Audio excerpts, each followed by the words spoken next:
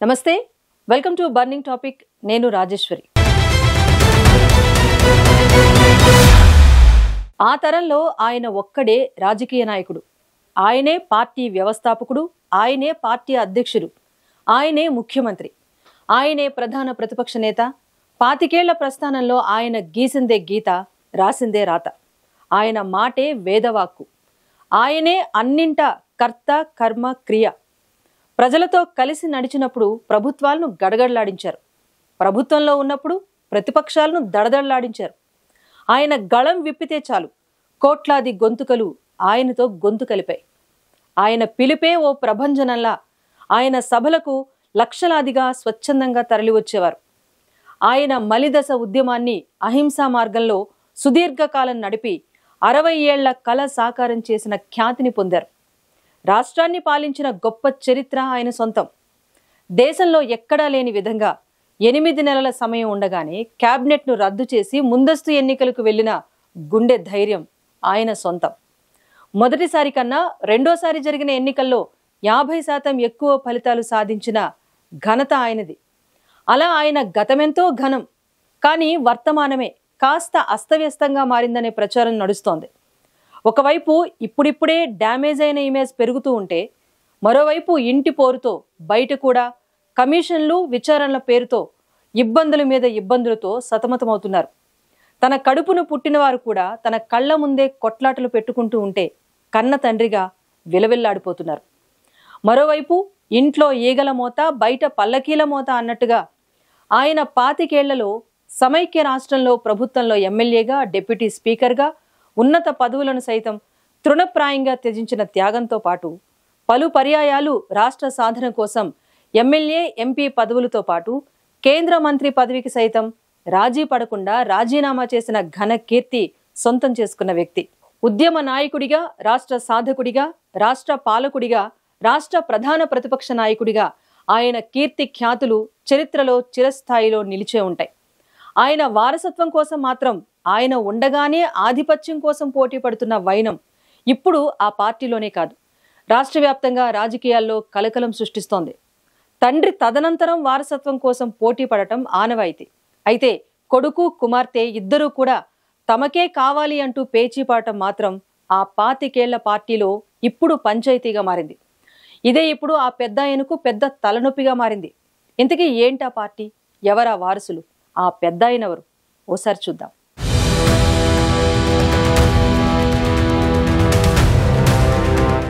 కేసీఆర్ పేరు చెప్పగానే తెలంగాణలో పసిపిల్లవాడి దగ్గర నుంచి పండు ముదుసలి వరకు కూడా మొహంలో చిరునవ్వు అప్రయత్నంగా ప్రత్యక్షమవుతుంది. కేసీఆర్ అనగానే గుర్తొచ్చేది బక్క పలచని ఆయన ఆకర్షణీయమైన రూపం. అందుకే కేసీఆర్ పేరు తలుచుకోగానే చిన్న పెద్ద అందరి మోముల్లో నవ్వులు విరుస్తాయి. నోటి వెంట జై తెలంగాణ, జై కేసీఆర్, జై టిఆర్ఎస్, జై బీఆర్ఎస్ అనే పదాలు కూడా వారికి స్ఫురిస్తాయి. అలా కేసీఆర్ కు తెలంగాణతో ఉన్న అనుబంధం ఒక పేగు బంధం లాంటిది. దానికి కారణం ఆయన ఎంచుకున్న తెలంగాణ ప్రత్యేక రాష్ట్ర ఉద్యమం కావచ్చు, లేక అంతకు ముందే సమైక్య ఆంధ్రలో టీడీపీ ప్రభుత్వంలో ఉన్నప్పుడు కరెంట్ ఛార్జీల పెంపుదలను నిరసిస్తూ అప్పటి ముఖ్యమంత్రి చంద్రబాబును విభేదించటమూ కావచ్చు. ఎమ్మెల్యే పదవికి, డిప్యూటీ స్పీకర్ పదవికి, టీడీపీ పార్టీ సభ్యత్వానికి రాజీనామా చేయటం కూడా కావచ్చు. తెలంగాణ వాదం బలంగా వినిపించేందుకు అనతి కాలంలోనే ఉద్యమ నాయకత్వం వహించటమూ కావచ్చు. టిఆర్ఎస్ పార్టీ స్థాపించటం కావచ్చు. 14 ఏళ్లు సుదీర్ఘ కాలం పాటు ప్రత్యేక తెలంగాణ రాష్ట్ర సాధన కోసం పోరాటం కావచ్చు. ప్రత్యేక తెలంగాణ రాష్ట్రం కోసం 11 రోజులు ఆమరణ నిరాహార దీక్ష చేయటం కూడా కావచ్చు. రాష్ట్రం కోసం పలు పర్యాయాలు పదవులకు రాజీనామాలు చేయటం, ఉద్యమ సమయంలో కేసీఆర్ మాట్లాడే తెలంగాణ యాస, భాషతో పాటు ఆయన రూపం తెలంగాణ ప్రజలను ఎంతో ఆకట్టుకోవటం కావచ్చు. ఆయన సభ ఉందంటే చాలు ప్రజలు ఎన్నో వ్యయ ప్రయాసలు కూర్చి ఆయన సభలకు హాజరవటం కావచ్చు. ఆ మీటింగుల్లో ఆయన ప్రసంగంలో పాలకులను కడిగి పారేసే విధానం కావచ్చు. ఆయన్ను చూడటానికి, ఆయన మాటలు వినటానికి ఎంతో ఆసక్తి కనబరిచేవారు. అందుకే భారీగా తరలిచ్చేవారు. అలా కేసీఆర్ ప్రజలతో మమేకమయ్యారు. ఉద్యమాన్ని సుదీర్ఘకాలం ఉవ్వెత్తున నడిపారు. తెలంగాణ సాధించారు.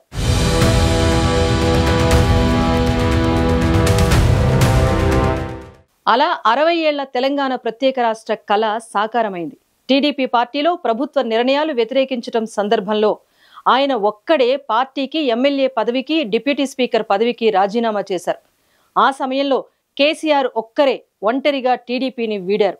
కానీ జలదృశ్యంలో తెలంగాణ ఉద్యమం కోసం టిఆర్ఎస్ పార్టీ స్థాపించిన తర్వాత ఆయనతో వందలు వేలు లక్షల మందిగా జనం కలిసి నడిచారు. జై తెలంగాణ, జై టిఆర్ఎస్, జై కేసీఆర్ అంటూ ఆయన అడుగులో అడుగు కలిపారు. ఆయన వెంట ఉన్నారు. సకల జనుల సమ్మె, సాగరహారం, రాజీనామాలు, ఉప ఎన్నికలు లాంటివి తెలంగాణ ప్రత్యేక రాష్ట్ర సాధనలో కీలక మైలురాళ్లుగా చెప్పొచ్చు. 2001లో జలదృశ్యంలో ఆవిష్కరించిన టిఆర్ఎస్ పార్టీ తెలంగాణ ప్రజల రాష్ట్ర కళ నెరవేర్చడానికి ఉద్భవించిందని ప్రజలు నమ్మారు. కేసీఆర్ కూడా జనం కోసం, తెలంగాణ రాష్ట్రం కోసం, ఉద్యమం కోసం టిఆర్ఎస్ పార్టీ పెట్టారు. ఉద్యమ నాయకుడిగా తాను ముందుండి ఉద్యమాన్ని నడిపించారు. అలా ఉద్యమాన్ని నడిపిస్తూ ఉవ్వెత్తున సాగుతున్న సమయంలో ఆయనతో కలిసి తెలంగాణలోని మేధావులు, కవులు, కళాకారులు, రచయితలు, ఉద్యోగ సంఘాల నాయకులు, కార్మికులు, కర్షకులు ఇలా వారు వీరనే కాకుండా సమాజంలోని అన్ని వర్గాలు, అన్ని వయసుల వారు కేసీఆర్ వెంట నడుస్తూ ఆయనకు తెలంగాణ ప్రజానీకం మొత్తం సంఘీభావాన్ని ప్రకటించింది.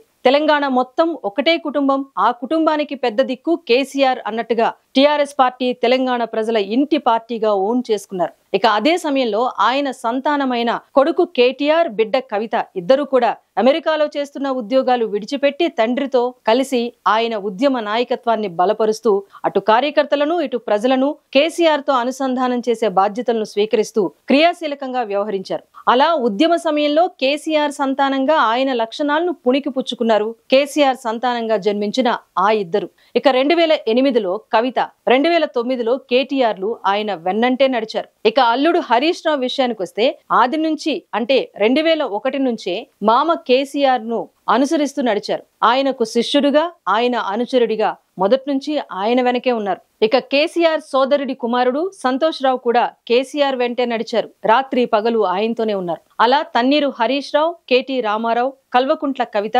జోగినపల్లి సంతోష్ రావులు నలుగురు కుటుంబ సభ్యులు 4 రకాలుగా కూడా ఆయన అడుగుజాడల్లో నడుస్తూ ఉన్నారు.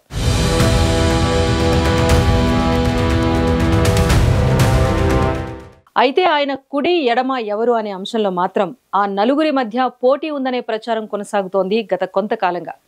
ఆ విషయం అలా ఉండగానే ఆయన ఉండగానే ఇక ఇప్పుడు ఆయన స్థానం కోసం ఆయన కడుపును పుట్టిన పిల్లలు కేటీఆర్, కవితలు గత కొంతకాలంగా పోటీ పడుతున్నారంట. ఆధిపత్యం కోసం, నాయకత్వం కోసం చాలా కాలంగా వారిద్దరి మధ్య పోటీ పెరుగుతోందనే విషయం లోపల రగిలిపోతోందంట. అయినా కూడా అబ్బే అదేం లేదు, అంతా సవ్యంగానే ఉంది, కేసీఆరే మా నాయకుడు, ఆయన నాయకత్వంలోనే మేమంతా ఉంటాం అని సర్ది చెప్పుకుంటూ వచ్చారు. కానీ కవిత ఇప్పుడు కుండబద్దలు కొట్టినట్టుగా నాన్న దేవుడు, ఆయన చుట్టూ దయ్యాలు అంటూ బ్లాస్ట్ అయ్యారు. దీంతో కేసీఆర్ కుటుంబంలో బీఆర్ఎస్ పార్టీలో కలకలం మొదలైంది.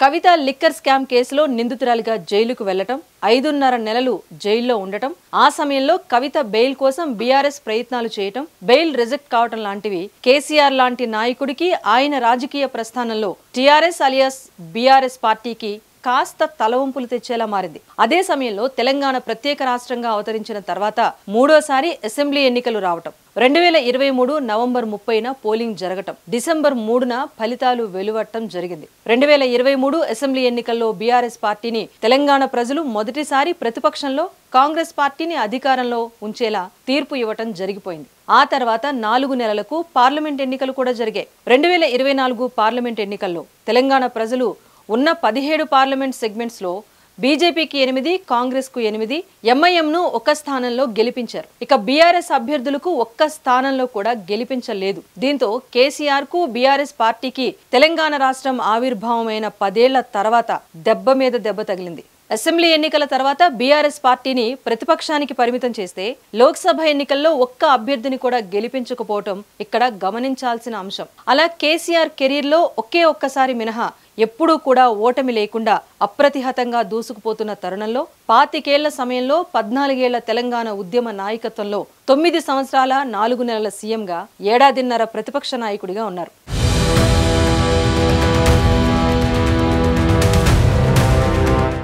ఉద్యమ పార్టీ టీఆర్ఎస్ 2021 ఏప్రిల్ 27న ఆవిర్భవించటం, టీఆర్ఎస్ ను 2022 అక్టోబర్ 5న బీఆర్ఎస్ గా మార్చటం జరిగిపోయాయి. ఆ మార్పు తెలంగాణ ప్రజలు జీర్ణించుకోలేకపోయారని ప్రచారం జరిగింది. అందుకే ఇక 2023 నవంబర్ 30న తెలంగాణలో మూడోసారి జరిగిన అసెంబ్లీ ఎన్నికల్లో మాత్రం ప్రజల తీర్పు బీఆర్ఎస్ ను ప్రతిపక్షానికి పరిమితం చేసింది. నీళ్లు, నిధులు, నియామకాల కోసం కోట్లాది మంది ప్రజలు కొట్లాడి సాధించుకున్న తెలంగాణ రాష్ట్రంలో కుటుంబ సభ్యులకు మాత్రమే ఉద్యోగాలు, ఫామ్ హౌస్కు నీళ్ల కోసమే కాళేశ్వరంలో 1,00,000 కోట్ల రూపాయలతో ఎత్తిపోతల ప్రాజెక్టులు నిర్మించి కమిషన్లతో నిధులు కొల్లగొట్టారు అంటూ విపక్షాలు విమర్శించడం కారణంగా 10 ఏళ్ల కాలంలో బీఆర్ఎస్ ఎమ్మెల్యేలు, ఎంపీలు, ఎమ్మెల్సీలు, ప్రజాప్రతినిధులు అధికారంలో ఉన్నప్పుడు కూడా అందిన కాడికి దోచుకున్నారనే ప్రచారం జరిగింది.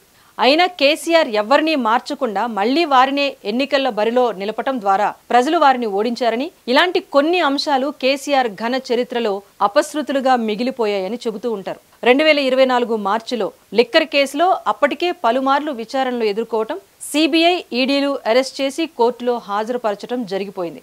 లిక్కర్ కేసులో రౌజ్ ఎవెన్యూ కోర్టు 10 రోజుల విచారణకు అనుమతి ఇవ్వడంతో కేసీఆర్ కుమార్తె ఎమ్మెల్సీ కవిత తీహార్ జైలుకు వెళ్లారు. కొన్ని ఇలాంటి సంఘటనలు కూడా బీఆర్ఎస్ కు ప్రతికూలంగా మారాయి. ఇదే సమయంలో మే నెలలో లోక్సభ ఎన్నికలు రావటం జరిగింది. అలా 2023 అసెంబ్లీ ఎన్నికలు, 2024 పార్లమెంట్ ఎన్నికలు బీఆర్ఎస్ పార్టీ ప్రస్థానంలో పరాజయాన్ని చవిచూపించాయి.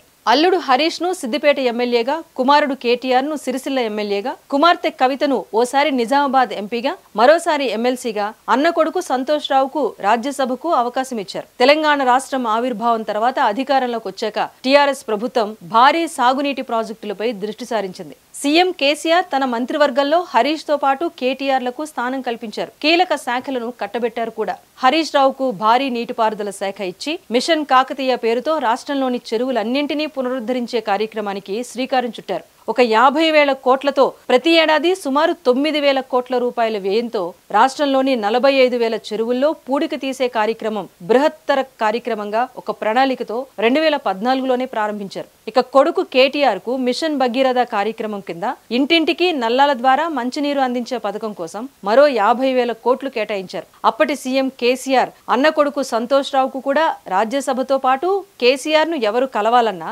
సంతోష్ ను కలిసాకే తనను కలవాలి అనే బాధ్యతను అప్పగించారు. ఇలా కేసీఆర్ అధికారంలోకి వచ్చాక ఉద్యమకారుల కన్నా కుటుంబానికి ప్రాధాన్యత ఇచ్చారు అంటూ విపక్షాలు విమర్శలు చేస్తున్నా లెక్క చేయలేదు.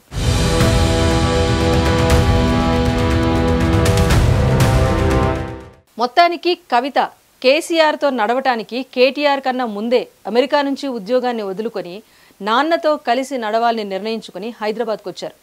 తెలంగాణ జాగృతి సంస్థను స్థాపించి ఉద్యమ సమయంలో కీలక భూమిక పోషిస్తూ వచ్చారు. 2014 లోక్సభ ఎన్నికల్లో నిజామాబాద్ ఎంపీగా గెలిచారు. పార్లమెంట్లో తెలంగాణ గళాన్ని బలంగా వినిపించారు. నిజామాబాద్ ఎంపీగా ఓసారి, మరోసారి స్థానిక సంస్థల తరపున ఏకగ్రీవంగా ఎమ్మెల్సీగా గెలిచారు. అయితే ఎందుకనో కవితకు కేసీఆర్ సరైన ప్రాతినిధ్యం ఇవ్వటం లేదు అంటూ భావించినట్టున్నారు. రెండవసారి ఎమ్మెల్సీగా గెలిచాక మంత్రివర్గంలో స్థానాన్ని ఆశించారు. కానీ కేసీఆర్ ఆమెను మంత్రివర్గంలోకి తీసుకోలేదు. అయినా కూడా ఎమ్మెల్సీ కవిత చాలా కాలం మౌనంగానే ఉన్నారు. కాస్త పైకేమీ కనిపించకపోయినా సంయమనం పాటించారు అన్నట్టుగా తెలుస్తోంది. ఇక టీఆర్ఎస్ పార్టీని బీఆర్ఎస్ పార్టీగా మార్చిన తర్వాత కూడా తెలంగాణ జాగృతిని కూడా భారత జాగృతిగా మార్చారు. భారత రాష్ట్ర సమితి అధ్యక్షుడిగా తండ్రి కేసీఆర్ ను బలపరిచారు. అన్న కేటీఆర్ ను వర్కింగ్ ప్రెసిడెంట్ గా ఆమోదించారు. నాన్న వారసుడు అన్నే అని కూడా అంగీకరించారు. అయితే లిక్కర్ స్కామ్ కేసులో జైల్లో ఉన్నప్పుడు మాత్రం చాలా ఇబ్బందులు ఎదుర్కొన్నారు కవిత. కేసీఆర్ లాంటి నాయకుడు తెలంగాణ అస్తిత్వపు చిరునామాగా చిరస్థాయిలో ఉండటమే ఆమె కోరుకున్నారు. తాను లిక్కర్ స్కామ్ కేసులో అభియోగాలు ఎదుర్కొన్న సమయంలో పార్టీకి, ఎమ్మెల్సీ పదవికి రాజీనామా చేస్తానని కూడా అన్నారంట. అయినా కవితను రాజీనామా చేయొద్దని వారించినట్టుగా కవితే చెప్పుకొచ్చారు. ఇక కవిత బీఆర్ఎస్ ను బీజేపీలో విలీనం చేస్తారని కూడా అన్నారంట. అందుకు కవిత ఒప్పుకోలేదని కూడా తెలుస్తోంది. అందుకే ఆమెను ఇప్పుడు టార్గెట్ చేశారని కవిత ఆరోపణ. అదే క్రమంలో తనను ఎదగనీయకుండా అడ్డుపడుతున్నారని కూడా చెబుతోందామె. కేసీఆర్ దేవుడు, ఆయన చుట్టూ దయ్యాలున్నాయని చెబుతూ అలా కేటీఆర్ ను ఆమె టార్గెట్ చేసినట్టుగా తెలుస్తోంది. ఆమె రోజుకో సంచలన ప్రకటన చేస్తూ బీఆర్ఎస్ లో గందరగోళాన్ని సృష్టిస్తున్నారు. ఇక కేసీఆర్ ఒకవైపు కాళేశ్వరం కమిషన్ విచారణతో పాటు కవిత వివాదాన్ని కూడా కలవరపెట్టే అంశాలుగా తీసుకున్నట్టుగా తెలుస్తోంది. అయినా తండ్రే కాబోయే ముఖ్యమంత్రి, తాను కాంగ్రెస్ లో చేరను, బీఆర్ఎస్ లోనే ఉంటాను, బీజేపీలో విలీనంకు తాను వ్యతిరేకం, దూకుడు పెంచుతూ అనుకూల పరిస్థితుల్లో ప్రతికూల పరిస్థితుల్లో కూడా ఆమె పార్టీ కోసం కష్టపడుతూనే ఉన్నారు. అయినా కూడా ఆమెకు తగిన స్థానం బీఆర్ఎస్ లో కల్పించలేదని, అందుకే తన జాగృతి సంస్థ ద్వారా మరోసారి కార్యకలాపాలకు శ్రీకారం చుట్టినట్టుగా తెలుస్తోంది. ఒకవైపు బీసీ నినాదం, మరోవైపు కేటీఆర్ పై తిరుగుబాటు చేస్తున్నారు. మొత్తానికి బీఆర్ఎస్ పార్టీలో కుట్ర జరుగుతోంది అంటూ కేసీఆర్ కు కాళేశ్వరం కమిషన్ నోటీసులు పంపించిన అన్న కేటీఆర్ మాత్రం ఇక్కడ నిరసన కార్యక్రమాలు చేయకుండా విదేశాల్లో బీఆర్ఎస్ రజతోత్సవాలు నిర్వహించడం పట్ల ఆమె నిరసన వ్యక్తం చేస్తున్నారు. ఇక ఇలా అయితే లాభం లేదు, తండ్రి కేసీఆర్ కు నష్టం కలుగుతుంది, తానైతే తండ్రిని వీడేది లేదు, బీఆర్ఎస్ ను కూడా వీడేది లేదు, కాంగ్రెస్ బీజేపీలను కూడా వదిలేది లేదు అంటూ జాగృతిని బలపరిచేందుకు సిద్ధమయ్యారు. హైదరాబాద్ బంజారాహిల్స్ లోని తన నివాసం పక్కనే ఉన్న బిల్డింగ్ లో జాగృతి కార్యాలయాన్ని గృహప్రవేశ కార్యక్రమానికి శ్రీకారం చుట్టారు. కేసీఆర్ కు కాళేశ్వరం నోటీసులకు నిరసనగా జూన్ 4వ తేదీన ఇందిరా పార్క్ ధర్నా చౌక్ లో ధర్నాకు సిద్ధమయ్యారు. అలా తన సొంత ఎజెండాతో ప్రత్యక్ష రాజకీయాల్లో సమర శంఖాన్ని పూరించడానికే కవిత నిర్ణయం తీసుకున్నారు అన్నది స్పష్టమవుతోంది.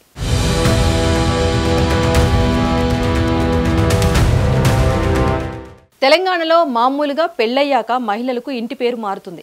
అలాగే తండ్రికి వారసులుగా కొడుకులకు మాత్రమే వారసత్వంలో ప్రాధాన్యత కూడా ఉంటుంది.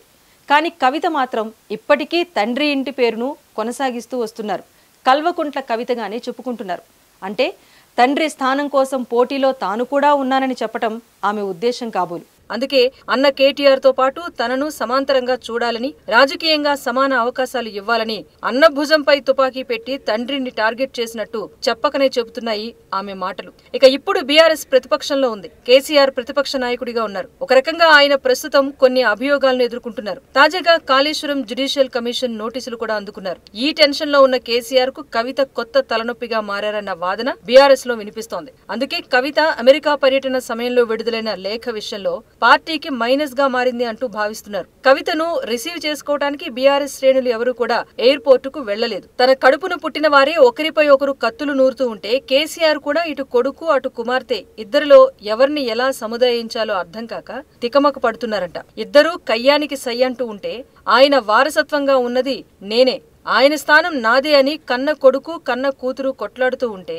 కన్న తండ్రిగా సైలెంట్ అయిపోయారంట కేసీఆర్. ఇక మాజీ మంత్రి హరీష్ రావు వర్షం చూస్తే తాను మాత్రం పెద్ద ఆయనతోనే ఉంటా, 25 ఏళ్లుగా ఆయనతోనే ఉన్నా, కేసీఆర్ నాయకత్వంలోనే పార్టీ ముందుకు వెళ్తుంది, బీఆర్ఎస్ లోనే ఉంటా, ఆయన నాయకత్వంలో క్రమశిక్షణ కలిగిన కార్యకర్తగా పనిచేస్తా అని చెప్పుకొచ్చారు. ఆయన వారసుడిగా కేటీఆర్ నాయకత్వం వహించిన తనకు అంగీకారమే అని చెప్పటం కేటీఆర్ వారసత్వానికి ఓటు వేసినట్టుగా అర్థమవుతోంది. సో కవిత ఇష్యూ ఇప్పుడు తెలంగాణ రాజకీయాల్లో హాట్ గా సాగుతోంది. కవిత కొత్త పార్టీ పెట్టబోతున్నారు అంటూ ప్రచారము జరుగుతోంది. ఇక కవిత జాగృతి కొత్త కార్యాలయం కూడా ప్రారంభించారు. పార్టీ పేరు కూడా రిజిస్ట్రేషన్ చేసుకున్నట్టుగా ప్రచారం జరుగుతోంది. చూడాలి మరి ముందు కవిత ఇంకెన్ని బాంబులు పేల్చుతారు.